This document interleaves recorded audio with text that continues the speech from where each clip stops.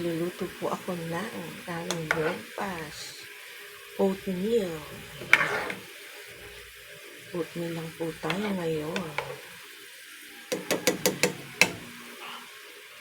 Kasi for the past week, puro po tayo meat. Kaya ngayon, oatmeal. Ayan yung ating oatmeal. Yung ating saging na saba na prito at yung kamote.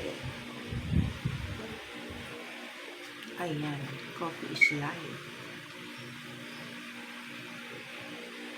Yan po ang ating breakfast for today. Ayan.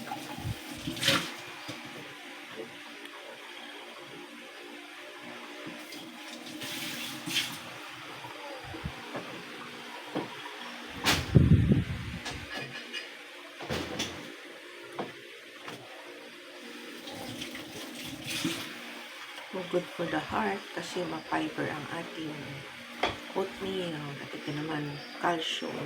Calcium and potassium.